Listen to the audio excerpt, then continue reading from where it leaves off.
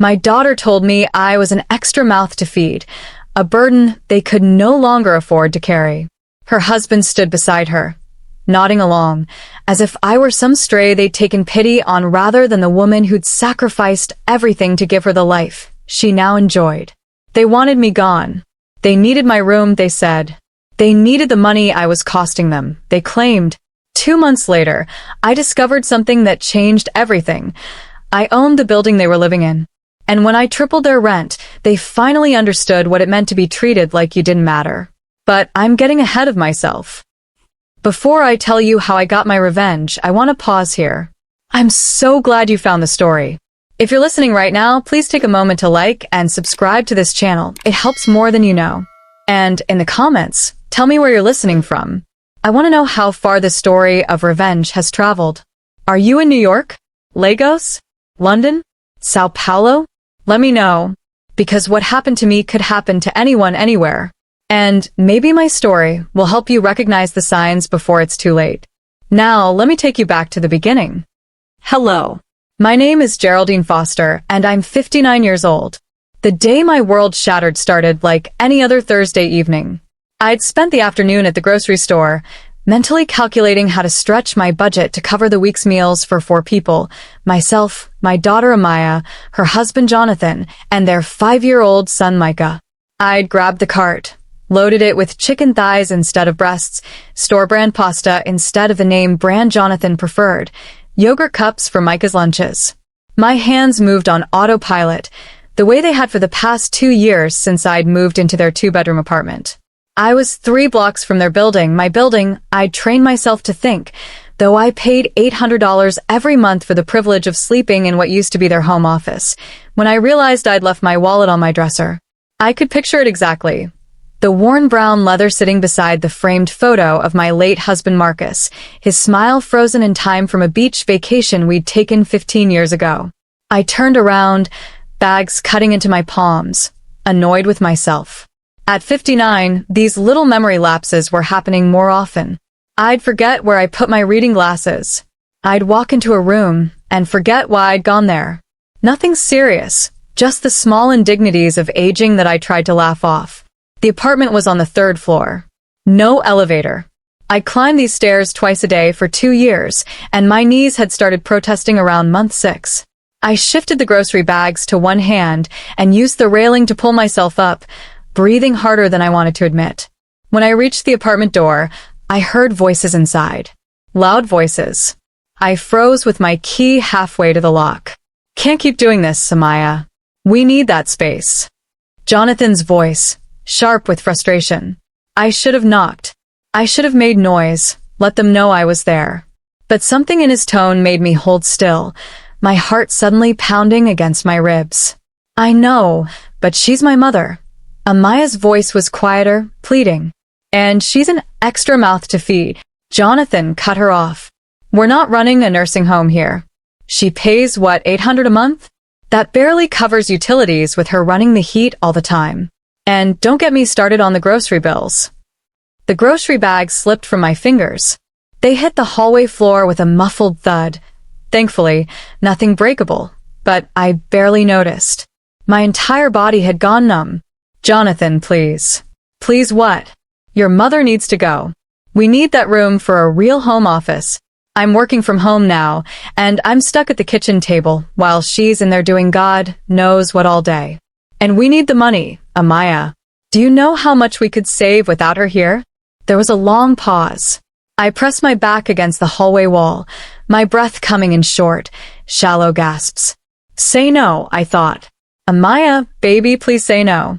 You're right, Amaya finally said, her voice so soft I almost didn't hear it. You're right. I don't know how to tell her. The words hit me like physical blows, each one a dagger sliding between my ribs, finding my heart with surgical precision. Just tell her we need the space, Jonathan said, his tone gentler now that he'd won. Be kind about it, but be firm. Give her 30 days. She'll understand. She'll understand. I stood in that hallway for what felt like hours but was probably only minutes. My legs trembled. My vision blurred with tears I refused to let fall. Inside the apartment, I heard them moving around, their voices dropping to normal volume, probably discussing what to have for dinner. Dinner I'd been planning to cook with the groceries now scattered at my feet. I wanted to burst through that door and confront them right then. I wanted to scream at Jonathan that I wasn't some charity case, that I paid my rent on time every month, that I bought groceries, that I watched Micah every day after school while they both worked, saving them thousands in childcare. I wanted to remind Amaya of everything I'd sacrificed to raise her alone after her father left, of the 2 jobs I'd worked to put her through college, of the money from Marcus's life insurance that I'd given her for her wedding and their car down payment. But something told me to stay quiet. Something told me to pick up those grocery bags, to walk back down those 3 flights of stairs, to sit in my car and think. And I'm so glad I did, because what I discovered in the weeks that followed would change everything. I sat in my car that evening, hands gripping the steering wheel until my knuckles turned pale, and let myself remember everything I'd given to get to this moment. Everything I'd sacrificed. Everything I believed about family and love and the bonds between mother and daughter. Marcus died 3 years ago. 3 years, 2 months, and 16 days, if I'm being precise. And lately, I'd found myself counting every single one of those days. He went to bed complaining about heartburn and never woke up the next morning. Massive heart attack. The doctors said he probably didn't feel much pain, that he went peacefully. As if that was supposed to comfort me. As if losing your husband of 32 years could ever be peaceful, no matter how quick it happened. The grief nearly destroyed me in those first months. I couldn't sleep in our bed. I couldn't cook dinner for just myself. I'd catch myself setting 2 places at the table, making 2 cups of coffee in the morning. The silence in our little house, the one Marcus and I had scrimped and saved for, had painted together, had filled with 32 years of memories. That silence became unbearable. Amaya called me every day during those dark months. Mom, are you eating? Mom, did you sleep? Mom, please don't stay in that house all alone. Her concern felt genuine then, wrapped in the warmth of a daughter who actually cared whether her mother lived or died. When she suggested I move in with her and Jonathan, just temporarily while I grieved and figured out my next steps, it felt like a lifeline. We have the extra room, she'd said, her voice soft with compassion. Micah would love having his grandmother around. And honestly, Mom, we could use your help with childcare. It's so expensive, and you'd be doing us a favor. A favor. That's what she'd called it then. So I packed up my life into boxes, put most of my furniture in storage because their apartment was already furnished, and moved into their home office. It was supposed to be temporary. 6 months. Maybe a year at most. Just until the grief didn't feel quite so suffocating. That was 2 years ago. I didn't move in as a freeloader, despite what Jonathan apparently thought. From day one, I paid rent, $800 a month, which Amaya had insisted was just to contribute to expenses. I didn't argue. I wanted to pull my weight, to prove I wasn't a burden. On top of the rent, I took over most of the grocery shopping, spending $400 to $500 a month on food for all of us. I cooked dinner most nights. I did laundry. I cleaned. And Micah, God, Micah. That little boy became my reason to get up in the morning during those first terrible months. I picked him up from kindergarten every day at 3 o'clock. I helped with his homework, such as it was at 5 years old. I read him stories, played dinosaurs with him, took him to the park on sunny afternoons. I loved that child like he was my own, and he loved me back with the uncomplicated devotion only a small child can give. Amaya and Jonathan both worked full-time. Without me, they would have needed after-school care, which in our city cost at least $800 a month. I never asked them to pay me for those hours with Micah. I never kept a tally of the groceries I bought or the dinners I cooked or the times I rearranged my own plans to babysit when they wanted date nights. I thought we were family. I thought families helped each other without keeping score. But apparently, I'd been keeping score all by myself. Let me tell you about the life I'd given Amaya long before these past 2 years. Her father walked out when she was 7 years old, decided he preferred his secretary to his wife and daughter, and moved 3 states away. The child support checks came sporadically when they came at all. So I worked 2 jobs, administrative assistant during the day, waitress at night, to keep us afloat. To keep Amaya in a good school district. To make sure she had new clothes each fall and birthday parties with her friends, and a college fund that grew slowly but steadily. I was exhausted for 18 years straight, but I never let her see it. She got got accepted to a good university, graduated with honors. And when she got engaged to Jonathan, when she came to me with wedding magazines and that hopeful look in her eyes, I didn't hesitate.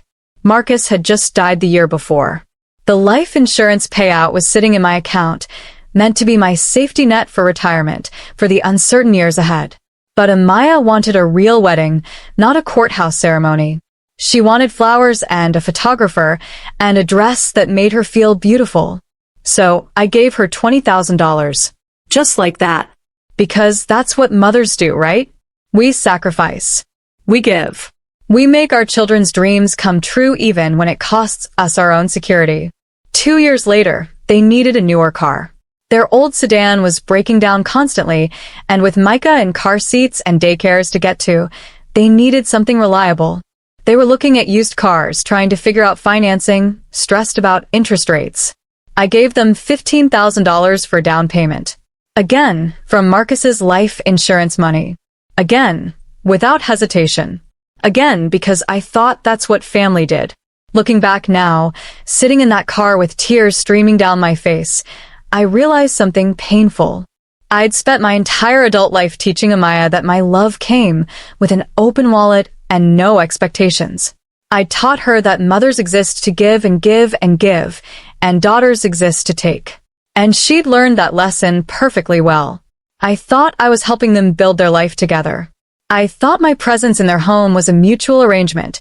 Yes, I needed a place to heal from losing Marcus, but they needed childcare and household help that would have cost them far more than my $800 in rent.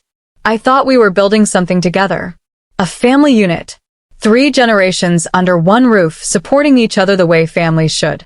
But I was about to discover just how much my help was really worth to them. As I sat there in the grocery store parking lot, my phone buzzed with a text from Amaya. Mom, where are you? Thought you were making dinner tonight. Micah is asking for you. I stared at that message for a long time. Not a single word about worry for my safety. Not a question about whether something had happened. Just a reminder that I had a job to do, a role to fill. I typed back. Be there soon. Had to run an errand. Then I started the car and drove. Not back to their apartment, not yet. I needed time to think, time to plan, time to figure out what came next. Because something had shifted in me during those moments in the hallway. Something had broken, yes. But something else had awakened too. A small, quiet voice that said, enough. You've given enough. It was time to find out what I was actually worth. I went back to the apartment that night and cooked dinner like nothing had happened. Spaghetti with meat sauce, Micah's favorite. I set the table, called everyone to eat, and watched them across the dining room like I was seeing them for the first time. Jonathan barely looked at me. He scrolled through his phone between bites, complained the sauce needed more salt. Amaya kept her eyes on her plate, answering my questions about her day with short, clipped responses.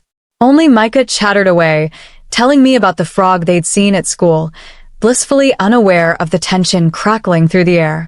After dinner, I retreated to my room, their home office. I corrected myself bitterly, and I listened. Really listened. The walls in that apartment were thin, builder-grade construction that let sound travel freely. For 2 years, I'd trained myself not to hear their private conversations, giving them the illusion of privacy even though every word carried clearly through the shared wall.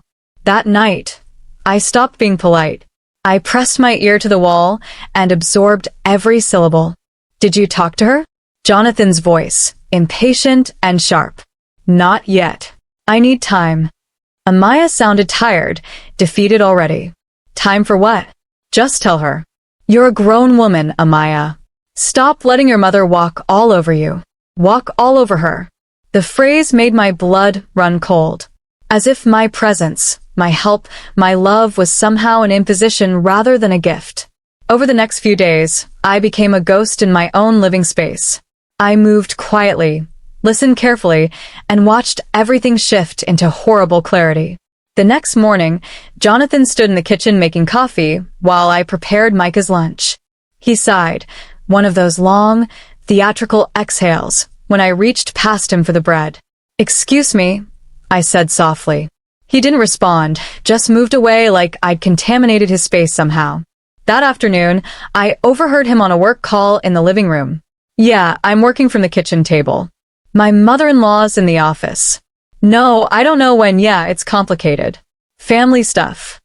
The way he said family stuff dripped with resentment, like I was some problem he couldn't solve rather than a person who'd helped raise his son for 2 years. Wednesday evening, I heard them in their bedroom after Micah had gone to sleep. I'd gotten up to use the bathroom and caught fragments of conversation through their partially open door. "The utility bills are insane," Jonathan was saying. "She runs the heat constantly. Do you know what that costs? She's always cold." Amaya offered weakly. "She's older. So we're supposed to hemorrhage money because she can't put on a sweater? And the hot water. She takes these long showers every morning. That's our money literally going down the drain." Our money. Not the household's money. Not the family's money. Their money. As if my $800 in rent, my $400 to $500 in groceries, my free childcare worth another $800 minimum, as if none of that counted for anything. "If we get that room back," Jonathan continued, "I can finally set up a proper office. And without her here, we'd save at least $1,000 a month. Probably more." "I know. You're right." Amaya's agreement came easier this time, like she was practicing for when she'd have to say these things to my face. Thursday morning, I tried to have our usual coffee together before she left for work. For 2 years, we'd shared this ritual, sitting at the kitchen table, talking about everything and nothing, holding on to the closeness we'd always had when I was raising her alone. "Coffee, baby," I offered, holding up the pot. "Can't. Running late." She wouldn't meet my eyes, grabbed her purse, practically ran for the door. "Amaya, wait." "Really can't, Mom. Talk later." "Okay, we'll talk later." The door closed behind her before I could respond. But we didn't talk later. She came home late every night that week, claimed she was swamped at work, ate dinner in her room. Jonathan stopped even pretending to be civil. He'd sigh when I walked into a room. He'd turn up the TV volume when I tried to make conversation. Once, when I was playing blocks with Micah in the living room, he stood in the doorway and just stared at us until I felt so uncomfortable that I suggested we play in my room instead. "Good idea," Jonathan said, the first words he'd spoken to me in days. Saturday morning, 1 week after I'd overheard that first terrible conversation, Amaya knocked on my bedroom door. Actually knocked, like I was a stranger rather than her mother. "Mom, can we talk? Please." Her voice was small, nervous. My heart started racing, but I kept my face calm. "Of course, honey. Come in." She perched on the edge of my bed, the bed I'd bought and assembled myself when I moved in, because theirs wouldn't fit through the door. Her hands twisted in her lap, and she couldn't look at me. She'd rehearsed this, I realized. Probably practiced in the mirror like she used to do before school presentations. "Mom, I don't know how to say this." Long pause. Deep breath. "Jonathan and I have been talking and we need the space. We need this room back for his office. He's working from home now permanently, and the kitchen table just isn't cutting it." I stayed quiet, let her continue. "And honestly, it's just not working out having 3 generations under one roof. We need our own space. As a family. Do you understand?" She finally looked at me, and I saw it. The guilt, yes, but also the relief. She wanted this. Maybe not as much as Jonathan did, but she wanted it. "I see. Okay." My voice came out steady, remarkably calm. "We'll give you 30 days to find something. That's fair, right? 30 days. Fair." That word almost made me laugh. But I swallowed it down, nodded slowly. "Is that okay, Mom? Are we okay?" "Of course, baby. Of course." I even managed a small smile. I understand completely.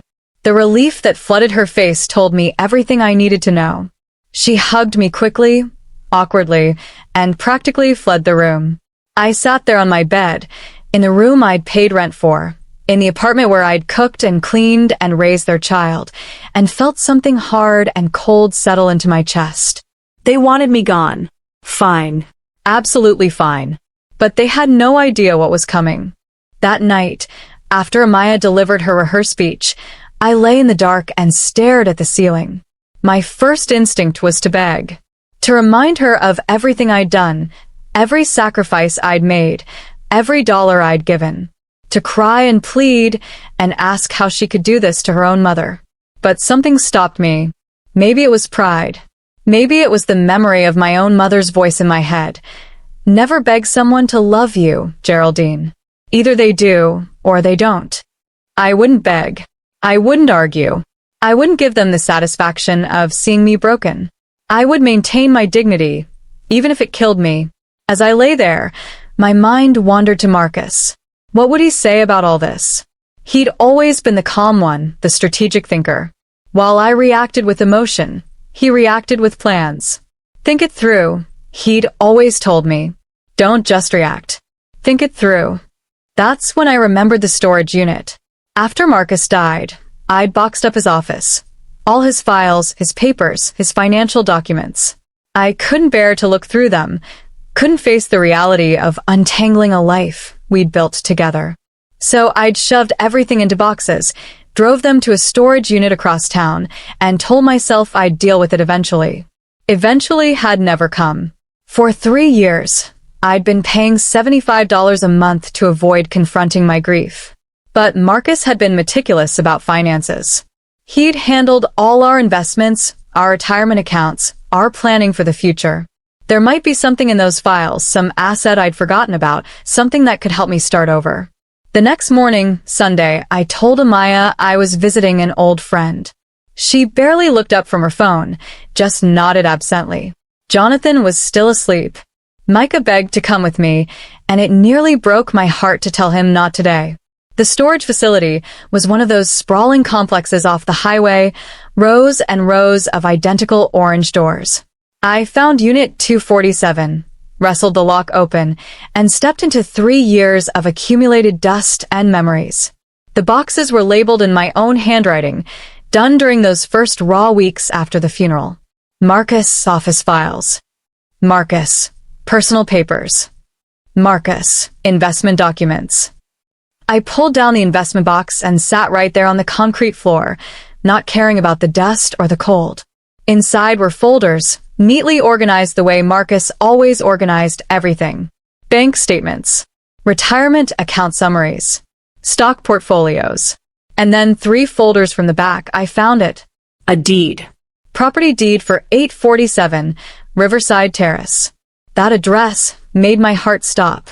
That was Amaya's building. That was where I'd been living for 2 years. My hands shook as I pulled out more documents. Purchase agreement dated 8 years ago. Property management contract with Chun and Associates. Monthly statements showing rental income from 6 units in the building. Marcus had bought this building as an investment property 8 years ago, before he died. He'd mentioned it once or twice, talked about diversifying our portfolio, but I'd never paid much attention. The property management company handled everything, finding tenants, collecting rent, dealing with maintenance. Marcus just received monthly statements and deposited the checks. After he died, those statements had kept coming. I'd been filing them automatically, barely glancing at them, too deep in grief to process what they meant. The rental income had been going into an account I never touched, just accumulating month after month. I owned the building. I was their landlord. And they had absolutely no idea. I sat there on that cold concrete floor and laughed.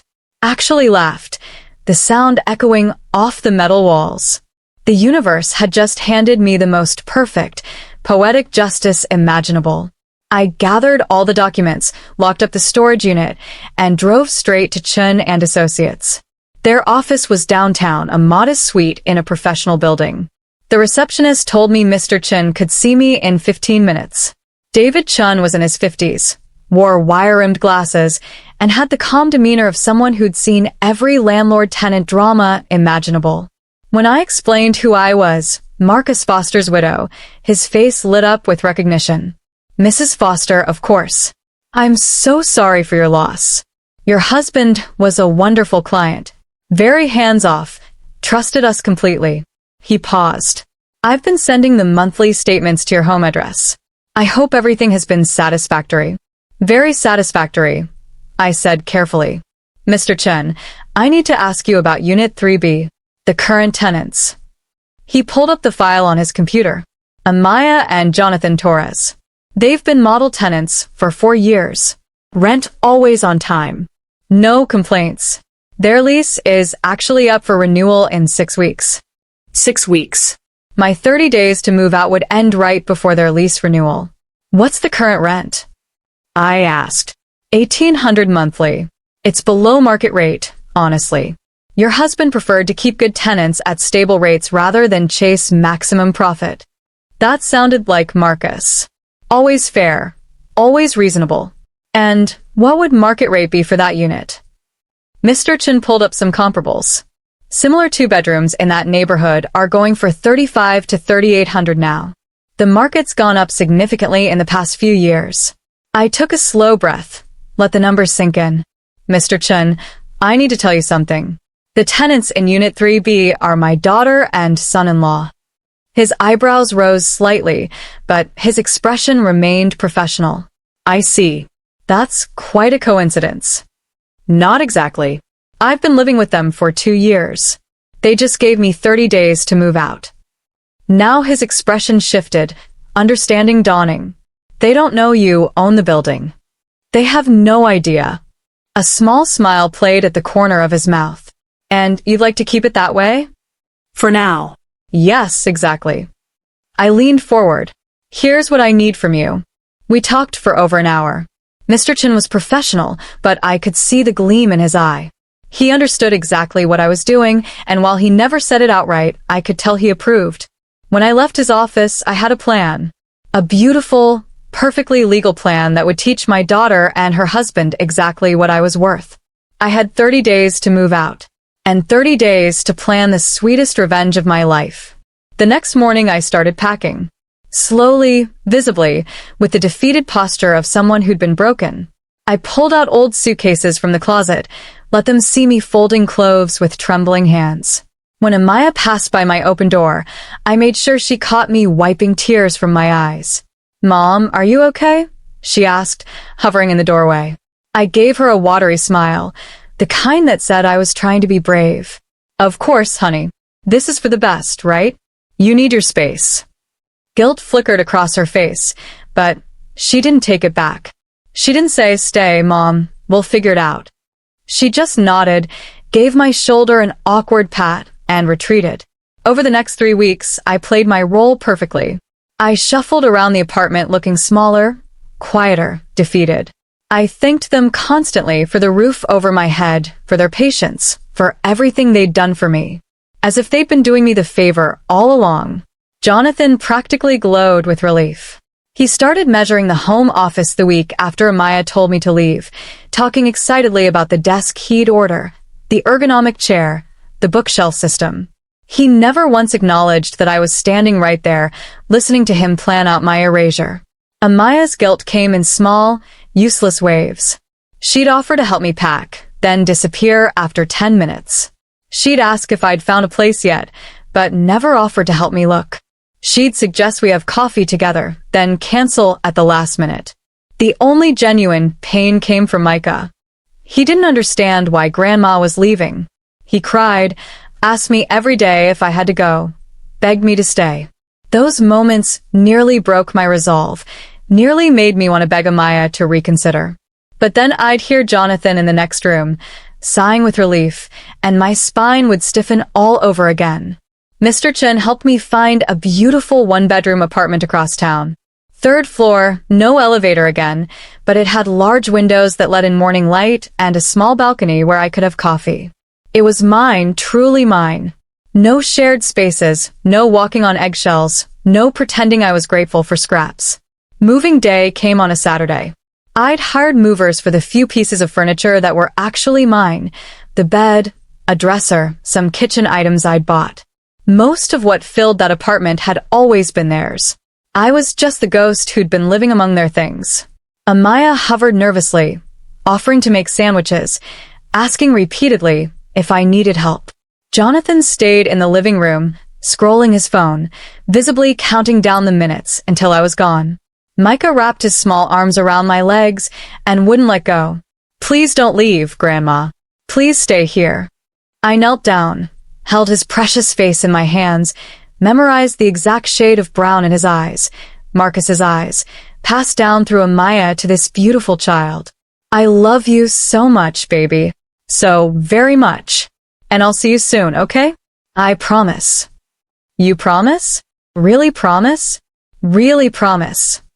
I kissed his forehead, breathed in his little boy's smell of shampoo and playground dirt, and stood up before I could change my mind.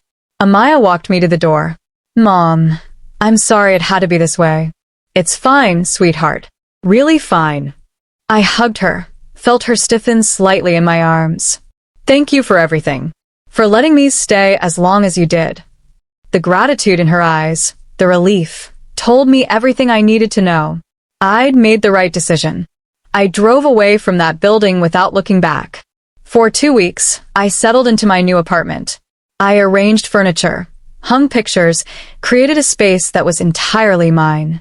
Amaya sent occasional texts. "How's the new place? Getting settled okay? We should do lunch sometime soon." Surface-level concern, the kind that costs nothing. I responded with equal superficiality. "Great, thanks.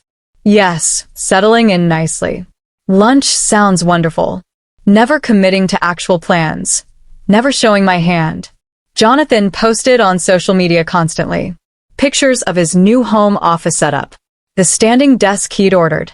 His ergonomic chair. Finally have a proper workspace. Hashtag work from home, hashtag home office, hashtag productivity. He tagged Amaya in every post, but never once mentioned who'd occupied that space before him. I watched it all from a distance, waiting for the exact right moment. Mr. Chen called me on a Tuesday afternoon, 2 weeks after I'd moved out. "Mrs. Foster, the lease renewal notices go out tomorrow. Are you certain about this?" Completely certain. My voice was steady, calm, sure. "The rent increased to $3,600. That's exactly double their current rate. They're going to be shocked." "Market rate, you said. That's what comparable units are renting for." "It is. I just want to make sure you understand. They may leave. They may choose not to renew. That's their choice to make." I paused. "Send the letter." The next day, Wednesday, the official notice from Chun and Associates appeared in their mailbox. Standard lease renewal letter, professionally formatted, perfectly legal. Their current lease would expire in 30 days. To renew, the rent would increase from $1,800 to $3,600 monthly. Market rate adjustment. Take it or leave it. They had 14 days to respond. I knew the exact moment they opened it because my phone rang. Amaya, her voice pitched high with panic. Mom? "Mom, are you there?" "Hi, honey. What's wrong?" "Our landlord just doubled our rent." "Can you believe this?" "Doubled it. How are we supposed to afford that?" I made sympathetic noises, asked careful questions, let her vent about corporate greed and heartless landlords and the impossibility of finding affordable housing. "We're trying to reach the property management company," she continued, breathless with stress. "Jonathan's calling them right now. This can't be legal." Can they do this? "I don't know, sweetie. That sounds terrible." I kept my voice concerned, supportive, perfectly innocent. In the background, I could hear Jonathan on the phone. "This is insane. We've been model tenants. You can't just what? The owner's decision? Let me speak to the owner then." Mr. Chen, true to his word, was professional but immovable. "I'm sorry, sir. The owner has adjusted the rent to current market rates. That's well within legal parameters. You have 14 days to decide whether to renew." They called Mr. Chen repeatedly over the next few days. They tried to negotiate, to plead their case, to argue that doubling the rent was unreasonable. Each time, Mr. Chen gave them the same response. "The owner's decision. It's market rate. Take it or leave it." They still didn't know. They still had absolutely no idea. But they were about to find out exactly who their landlord was. The crisis call came on a Friday night, 10 days after they'd received the lease renewal notice. I was sitting on my new balcony with a glass of wine, watching the sunset paint the sky in shades of orange and pink, when my phone rang. Amaya's name flashed on the screen. I let it ring 3 times before answering, took a sip of wine first, steadied my voice. Hi, sweetheart. What's going on? Mom, her voice cracked, dissolved into tears. Mom, I don't know what to do. We're in so much trouble. I'd rehearsed this moment in my head dozens of times, but hearing her actual distress still twisted something in my chest. The mother in me wanted to comfort her immediately, to fix everything like I always had. But I forced myself to stay calm, detached, curious. What happened? Are you okay? Is Micah okay? Micah's fine. We're fine physically. But Mom, this rent increase, we can't afford it. We've been looking at our budget every way possible, and there's just no way. $3,600 a month? That's insane. That's criminal. That does sound expensive. I agreed. My tone sympathetic, but not committal. We've tried everything. Jonathan's been on the phone with the property management company all week. They won't budge. They won't even let us talk to the actual owner. It's just this cold corporate wall of market rate this and owner's decision that. She was talking faster now, words tumbling over each other. We looked at other apartments, but everything is so expensive now. Anything decent costs the same or more. And moving costs money we don't have, deposits, movers, all of it. That sounds really stressful, I said, still not offering anything concrete. There was a pause, and I heard muffled voices in the background. Jonathan, saying something I couldn't quite make out. Then Amaya again, her voice smaller now, almost childlike. Mom, I know this is a lot to ask. I know things have been complicated lately. But could you possibly lend us some money? Just to help cover the difference for a few months while we figure things out. There it was. The ask. The assumption that I would bail them out, that my wallet was always open, that my money was theirs for the taking. No apology for kicking me out. No acknowledgement of what they'd done. Just the immediate assumption that Mom would fix it like always. How much money are you talking about? I asked, keeping my voice neutral, curious. Maybe 15,000? To cover the rent difference for 6 months while Jonathan looks for a better paying job or we find somewhere cheaper. $15,000. Exactly what I'd given them for their car down payment. The irony wasn't lost on me. That's a lot of money, Amaya. Let me think about it. Can I ask, why don't you just move? Find somewhere more affordable. We can't. I told you everything costs the same now. And we just got Micah settled in his school. And Jonathan just set up his whole home office. The home office that used to be my room. The space they'd kicked me out to create. Jonathan's voice came through clearer now, closer to the phone. Tell her we'll pay her back. We're good for it. We just need time. We're good for it. As if the $20,000 for their wedding and the $15,000 for their car had ever been repaid. As if my 2 years of rent and groceries and free childcare had ever been acknowledged as the gift it was. I'll think about it, I repeated. This is just a lot to process. Mom, please. We're desperate here. This landlord is a monster who raises rent by 100%. It's greed, pure greed. These corporate landlords don't care about families, about people's lives. They just want to squeeze every penny they can. Corporate landlords. The phrase made me smile despite myself. It does sound difficult, I said. Have you tried negotiating again? Maybe explaining your situation. We've tried everything. They don't care. The property manager just keeps saying it's the owner's decision and they can't override it. They won't even tell us who the owner is. It's probably some faceless corporation that owns buildings all over the city and doesn't care who they hurt. I let her vent, asked more questions, played the concerned mother gathering information. How much were they paying now? What exactly did the new lease say? Had they looked into tenant rights? Each question made them explain their situation more fully, expose their desperation more completely. The next day, Jonathan posted on social media. A long, Angry rant that appeared on my feed because Amaya was tagged. Landlords are parasites. Let me say that again for the people in the back. Parasites. They produce nothing, contribute nothing, and get rich off hardworking families who actually contribute to society. Our landlord just doubled our rent with zero justification except market rates. Translation: greed.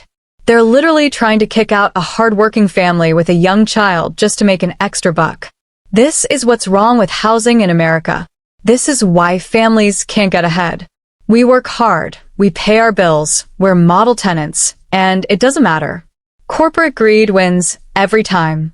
Hashtag eat the rich, hashtag landlords are parasites, hashtag housing crisis. The post had dozens of sympathetic comments within hours. Friends expressing outrage, sharing their own landlord horror stories, calling for rent control and tenants' rights. Jonathan responded to each one, building his narrative of victimhood, painting himself as the hardworking everyman crushed under the boot of corporate greed.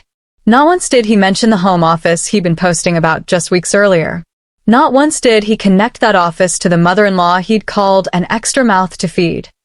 Not once did he see the irony of complaining about being kicked out when he'd done exactly that to me. The lack of self-awareness was almost breathtaking. Amaya called twice more over the next week. Each time, the requests got more desperate, the justifications more elaborate. They'd looked at apartments in worse neighborhoods, still too expensive. They'd tried to increase their credit limit, denied. They'd considered moving in with Jonathan's parents, but they lived 3 states away, and Micah's school situation and Jonathan's job and a dozen other reasons why that wouldn't work. Each call ended the same way. Have you thought about the loan, Mom? We really need an answer. I let them sweat for 2 full weeks. Let them exhaust every other option.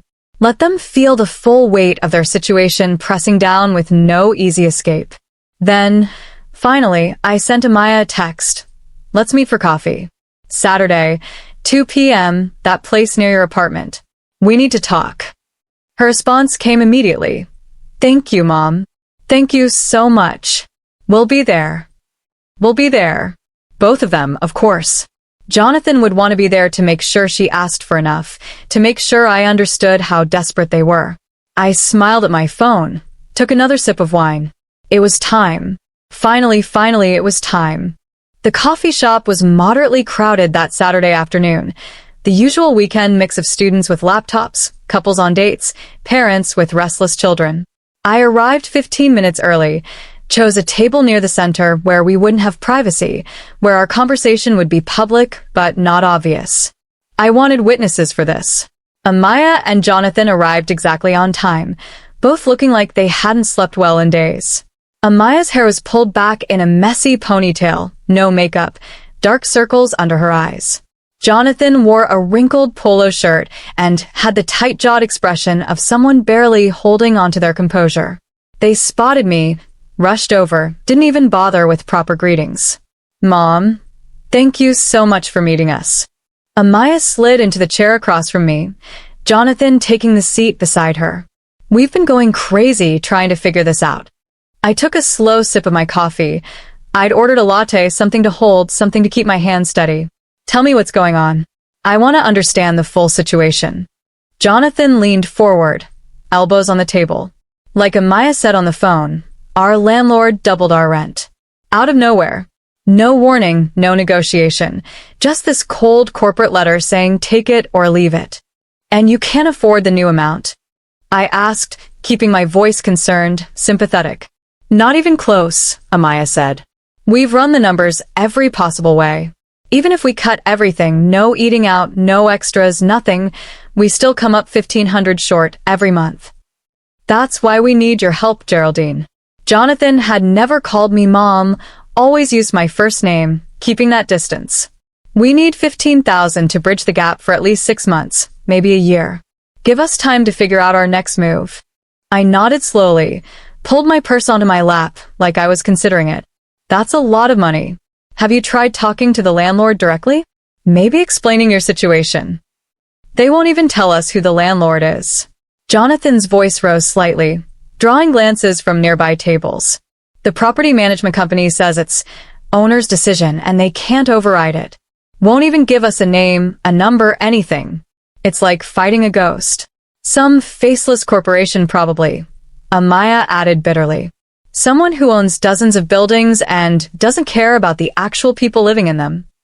Just greedy parasites, Jonathan continued, warming to his theme. Squeezing hardworking families for every penny.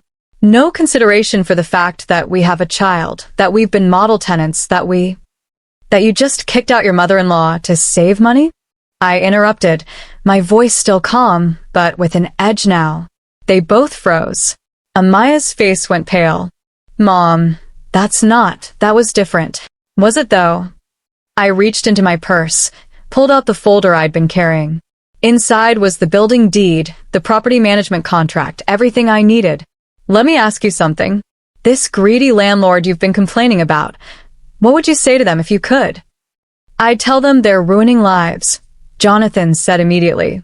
I'd tell them that families like us are what make neighborhoods good, and they're destroying that for profit. Families like you, I repeated. Hardworking families who deserve affordable housing. Exactly. Yes. He nodded emphatically.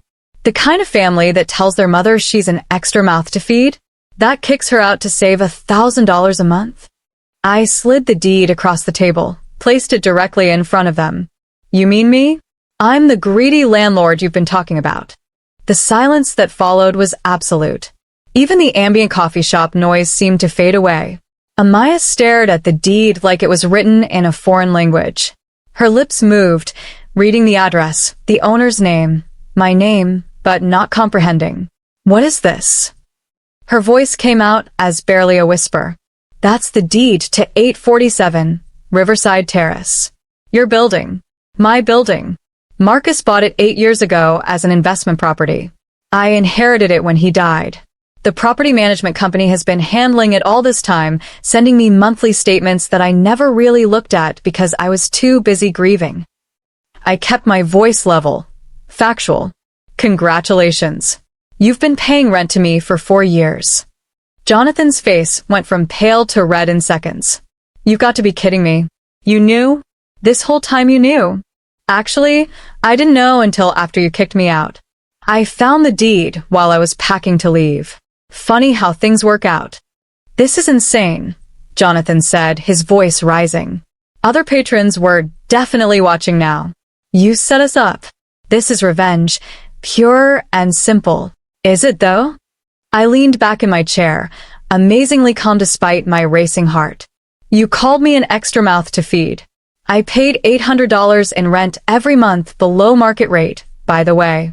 I bought $400 to $500 in groceries. I watched Micah every single day, saving you at least $800 in childcare. That's over $2,000 monthly I contributed to your household. Mom, please. Amaya tried to interrupt. You wanted me gone to save money. I continued, not letting her derail me. You needed my room for an office. You needed to stop hemorrhaging money on my utilities. Those were your words, Jonathan. I heard you say them. His jaw tightened. You were eavesdropping? I was living in your home with paper-thin walls. You weren't exactly quiet about wanting me gone. I turned to Amaya. And you, sweetheart. You let him convince you. You practiced your little speech about needing space, about it not working out. You gave me 30 days like I was a tenant you were evicting, not your mother, who helped raise your son. Tears were streaming down Amaya's face now. I'm sorry. I'm so sorry, Now you know what that space actually costs, I said, my voice hard. $3,600 a month. That's market rate for a 2-bedroom in that neighborhood. Mr. Chin showed me the comparables. I'm not being cruel. I'm being a landlord. Just business, right? Isn't that what you said, Jonathan? It's just business? This is sick, Jonathan hissed. You're punishing your own daughter. I'm charging market rate. You're welcome to pay it, or you're welcome to leave. Those are your options. Same options you gave me. I stood up, pulled out a $20 bill, placed it on the table for my coffee. You have 30 days to decide. Take the apartment or find somewhere else. Your choice. Mom, wait, please. Amaya reached for my hand, but I stepped back. I gave you everything, Amaya. My whole life. I gave you everything. And when I needed you most, when I was grieving your father and trying to figure out how to live without him, you decided I was a burden, an expense to cut, an extra mouth you couldn't afford to feed. The whole coffee shop was watching now. Conversation stopped, all eyes on our table. So here's what I learned, I said, my voice carrying in the silent room. Family isn't about blood. It's about respect. It's about recognizing what people sacrifice for you and honoring that. You didn't honor me. You used me and discarded me. Well, now you know what I'm actually worth. I picked up my purse, turned to leave. You can't do this. Jonathan called after me, standing now. We'll fight this. We'll sue. I turned back one last time. Go ahead. Everything I've done is completely legal. Talk to a lawyer if you want. But you'll find I'm well within my rights as a property owner. I walked out of that coffee shop with my head high, my spine straight, my dignity intact. Through the window, I could see Amaya collapsed in her chair, sobbing. Jonathan standing over the table, fists clenched, face red with impotent rage. Other patrons whispering, phones out, probably already texting friends about the drama they'd just witnessed. I walked to my car, got in, locked the doors. And then I sat there, hands shaking on the steering wheel, and let myself feel it. All of it. The power of finally standing up for myself. The satisfaction of seeing their faces when they realized who held all the cards. But also the emptiness. The grief. The knowledge that I'd just burned my relationship with my daughter to ash. I'd won. I'd gotten my revenge. I'd taught them a lesson they'd never forget. But was this really justice? Or had I just become as cold and transactional as they'd been to me? The question sat heavy in my chest as I drove home to my empty apartment. They didn't take the apartment. Of course they didn't. Even if they'd wanted to swallow their pride and pay the $3,600, they simply couldn't afford it. The math didn't work, no matter how they tried to make it add up. I heard about their apartment search through Mr. Chen, who heard it from their increasingly desperate calls to his office. They looked at places across the city, each viewing more discouraging than the last. Everything comparable cost the same or more. Cheaper apartments were in neighborhoods with failing schools, long commutes, safety concerns they wouldn't accept for Micah. They tried to negotiate one last time, offering to sign a 2-year lease if I'd keep the rent at $2,000. Mr. Chun relayed the offer. I declined. In the end, they found a 1-bedroom apartment in a decent neighborhood, 20 minutes further from Jonathan's office. $1,300 a month, cheaper than my rate, but cramped. 1 bedroom for all 3 of them. No home office. Jonathan would be back at the kitchen table, exactly where he'd complained about being before. Micah would share their bedroom, his twin beds squeezed into the corner. No space for his toys, his books, the life they'd built in that 2-bedroom apartment that used to have room for everyone, including me. The young couple who moved into Unit 3B were delightful. Newly married, both teachers, excited about their first real apartment together. They paid $3,600 monthly without complaint, sent their rent on time, kept the place immaculate. Mr. Chin said they were model tenants. The rental income from the building became my financial security, the gift Marcus had left me that I'd been too buried in grief to recognize. $18,000 a month from all 6 units, minus Mr. Chen's management fee and building expenses. More than enough to live comfortably, to travel, to stop worrying about every dollar. I kept Mr. Chen on full-time, made myself a truly hands-off landlord. I didn't want to know about leaky faucets or noise complaints or lease renewals. I just wanted the monthly statements, the security of knowing I'd never be dependent on anyone again. The first month after the confrontation was silent. No calls, no texts, nothing from Amaya. I told myself I was fine with it, that I'd known this would be the cost. I threw myself into redecorating my apartment, planning a trip to Paris that Marcus and I had always talked about, joining a book club at the local library. But at night, alone in my perfectly decorated space, the silence felt suffocating. I missed Micah, with an ache that never quite went away. Missed his sticky hands and endless questions, and the way he'd crawl into my lap with his favorite dinosaur book. Missed being grandma, the role that had given me purpose when everything else felt meaningless. 3 months after the coffee shop confrontation, my phone buzzed with a text. Amaya's name on the screen made my heart race. Mom, I know I have no right to ask this, but can we talk? I miss you. I'm so sorry for everything. I stared at those words for a long time. Part of me wanted to ignore it, to let her feel the full weight of what she'd done. But a larger part, the mother part that never quite goes away no matter how deep the wound, wanted to respond immediately, to forgive everything, to have my daughter back. I waited 2 days before replying. We can meet, but I need you to understand. This won't be easy. I need time. We met at a different coffee shop, neutral territory again. Amaya came alone this time, looking thin and tired. The cramped apartment wasn't agreeing with any of them, I could tell. Mom, I don't even know where to start. She twisted a napkin in her hands, wouldn't meet my eyes. I was wrong. Jonathan was wrong. We were so wrong about everything. Keep going. My voice was calm but not warm. Not yet. Jonathan convinced me that you were taking advantage of us. That we were being generous letting you stay, that you should be more grateful.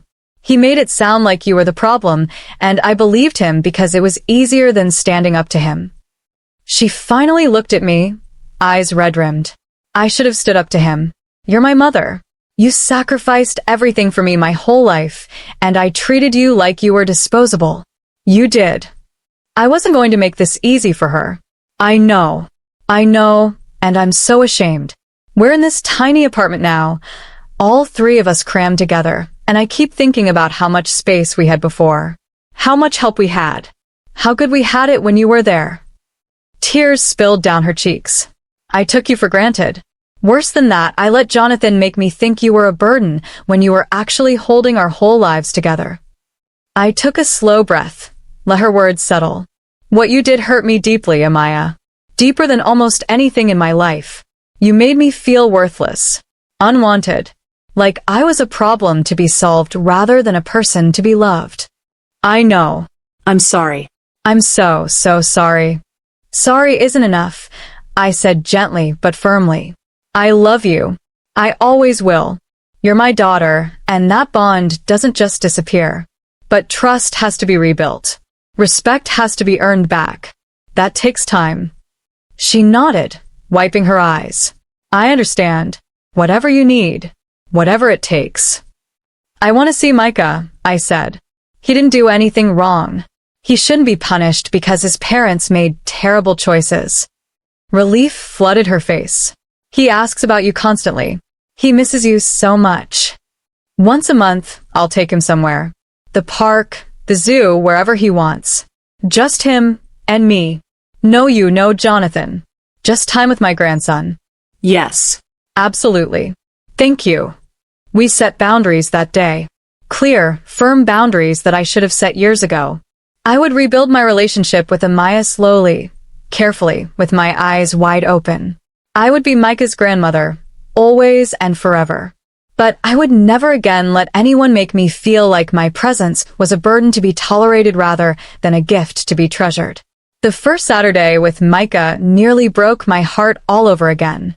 He ran to me in the park, threw his arms around my legs, cried into my coat. I missed you so much, Grandma. So, very much. I missed you too, baby. More than you know. I held him tight, breathed in his little boy smell, felt something in my chest start to heal. We spent 3 hours at the park that day. He told me about his new smaller room, about missing his old school friends, about how Mommy and Daddy argued more now. I listened, asked questions, didn't badmouth his parents no matter how much I wanted to. Amaya was there to pick him up, waiting by the playground entrance. Thank you, she said quietly, for this. For not shutting us out completely. I'm doing this for him, I said. Not for you. Not yet. She nodded, accepting the truth of it.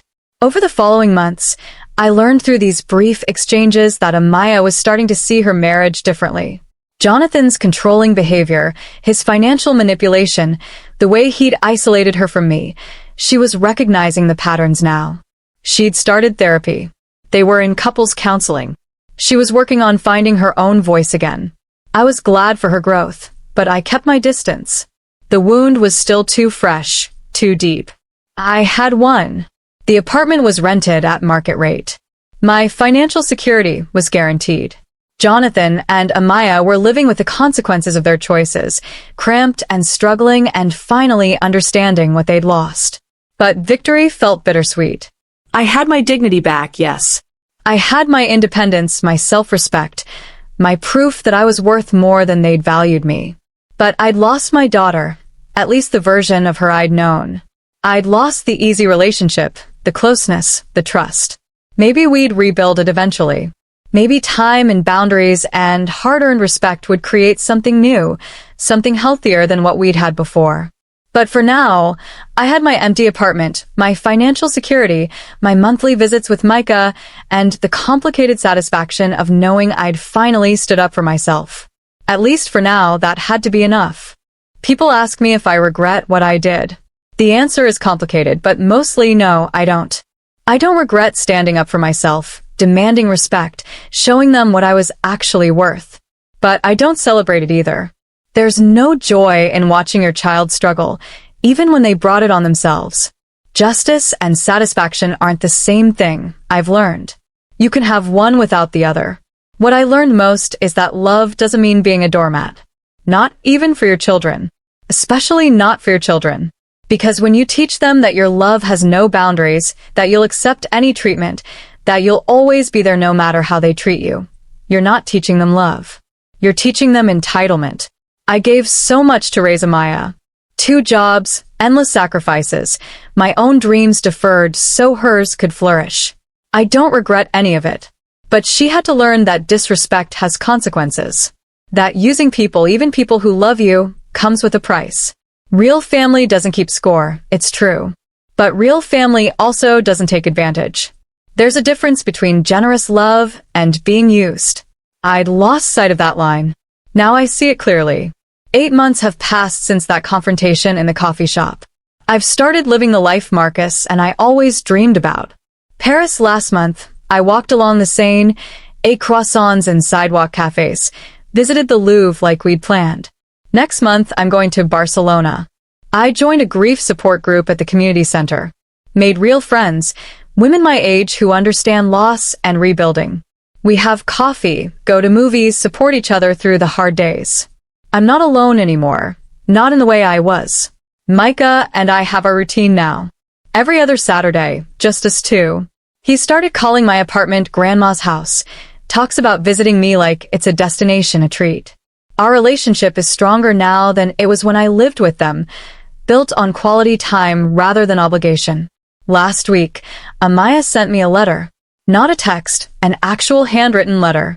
5 pages of honest reflection, acknowledging how Jonathan had manipulated her, how she'd failed me, how she was working to become stronger, more independent. She didn't ask for anything, didn't demand forgiveness, just offered truth and genuine remorse. I cried reading it. Then I called her. We're starting family therapy together next month. Just the 2 of us, not Jonathan. I've made it clear I have no desire to rebuild anything with him. He showed me exactly who he was, and I believe him. But Amaya is my daughter. Blood runs deep. Even through betrayal. Even through hurt. I'm willing to try. No promises, no guarantees. Our relationship will never be what it was before. Maybe that's okay. Maybe what we had before was built on unequal foundations. Me always giving, her always taking. Maybe we can build something different now. Something balanced. Something real. If you're watching this and someone you love has betrayed you, I want you to know something important. Standing up for yourself isn't selfish. Setting boundaries isn't cruel. Sometimes the people who hurt us need to face real consequences before they can truly change. Before they can see us as whole human beings instead of resources to be used. I don't know if Amaya and I will ever be as close as we were. That old relationship died in their apartment hallway when I overheard those words. Extra mouth to feed. Maybe it needed to die. Maybe it was never healthy to begin with. What I do know is this. I'm not an extra mouth to feed. I'm not a burden. I'm not someone who exists to serve others at the cost of myself. I'm Geraldine Foster. I'm a mother, a grandmother, a widow, and a woman who finally learned her worth. And no one, not even my own daughter, gets to make me forget that again. I look at Marcus's photo every morning now. That beach vacation smile, frozen in time, reminding me of the man who loved me, who provided for me even after death, who believed I deserved good things. Marcus would be proud, I think. After years of grief and loss and giving myself away piece by piece, I'm finally living for me. And it turns out I'm worth living for. Did you like my story? And what city are you listening from? Let's meet in the comments. Give us a like if you enjoyed this story. Thank you so much for your sweet support. I'm looking forward to your comments on the story. On the screen, you can see 2 new life stories that I highly recommend. There's so much more on my channel. By the way, don't forget to subscribe. It encourages me to keep bringing more stories like this. See you in the next life story. With love and respect.